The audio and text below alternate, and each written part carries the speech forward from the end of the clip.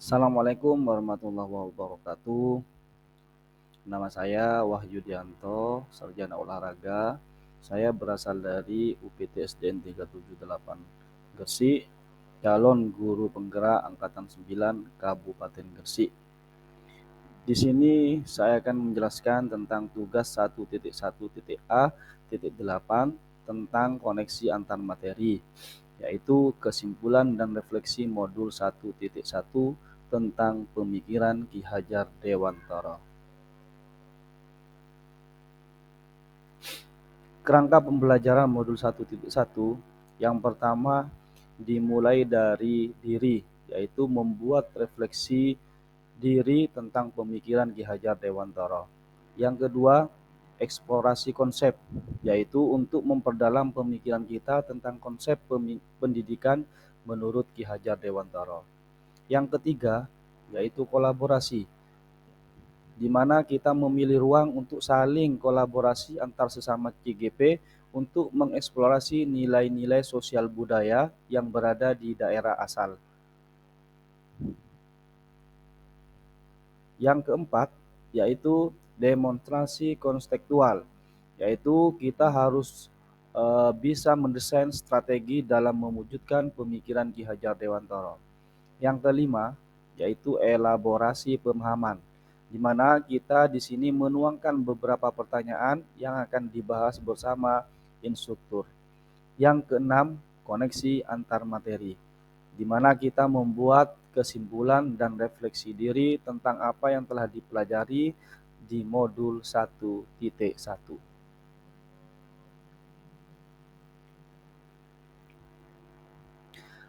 Pendidikan dan pengajaran tidaklah sama.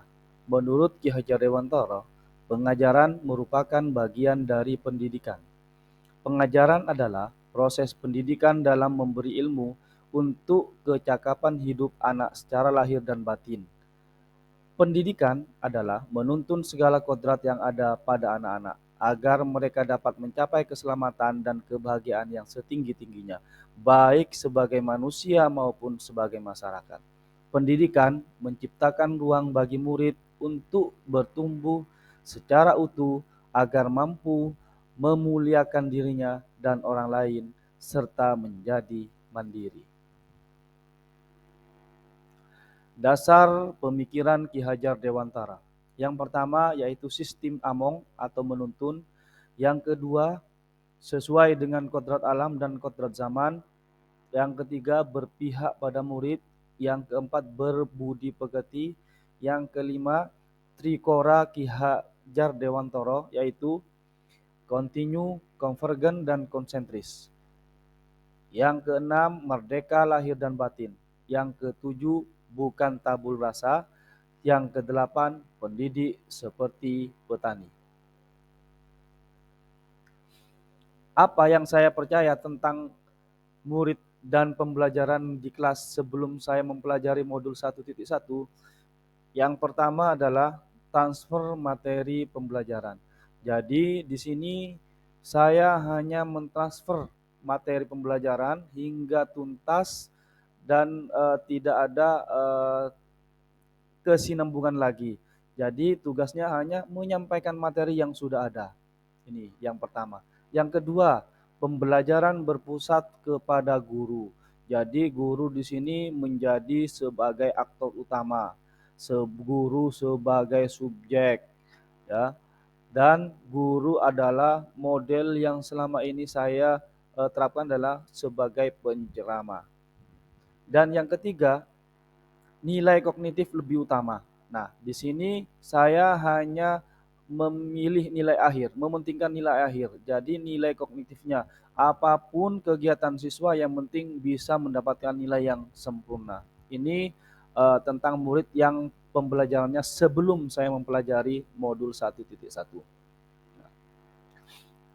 Nah, setelah mempelajari modul 1.1 dan merefleksikan diri tentang pemikiran Ki Hajar Dewantara, saya sadar bahwa apa yang saya lakukan dan pikirkan tidak tepat. Nah, pembelajaran yang saya terapkan Setelah mempelajari modul 1.1 yaitu pembelajaran yang menyeluruh, baik itu kognitifnya, afektifnya, sikap, dan psikomotor, keterampilannya, baik sosial, budaya, dan spiritualnya. Itu saya gabungkan menjadi satu. Jadi semuanya pembelajaran bersifat menyeluruh. Dan yang kedua yaitu murid sebagai subjek. Nah, di sini murid siswa diperlakukan sesuai dengan karakteristiknya masing-masing, memberi kesempatan kepada siswa untuk tumbuh sesuai dengan kodratnya. Dan pembelajaran dilakukan secara menyeluruh, menyeliputi cipta, rasa, dan karsa, menciptakan pembelajaran yang menyenangkan.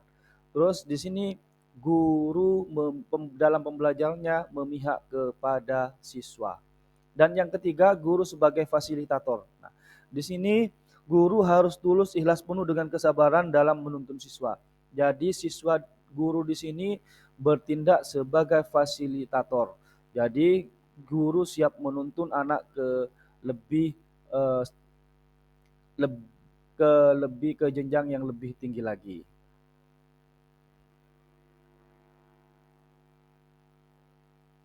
Nah, pembelajaran yang akan saya terapkan. Yang pertama, merancang dan memberikan pembelajaran yang menyenangkan, baik itu medianya maupun metodenya. Yang kedua, memberikan kesempatan kepada siswa untuk menggali dan mengekspresikan diri. Yang ketiga, mempelajari latar belakang dan karakter siswa. Yang keempat, tidak menghukum atau berbuat kasar, memaksakan terhadap siswa-siswi. Kita sebagai guru lebih kepada menuntun daripada menuntut. Yang kelima, menetapkan pembelajaran dengan kompetensi 4C, kreatif, kritis, critical thinking, collaboration, dan communication.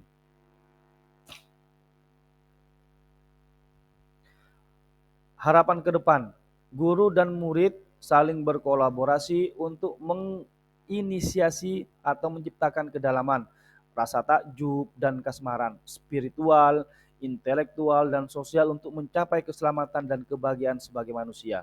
Yang kedua, siswa dan guru merdeka belajar yang berkolaborasi bersama, menggali dan mengembangkan potensi siswa dan mengakomodasi karakteristik masing-masing untuk mewujudkan student well-being.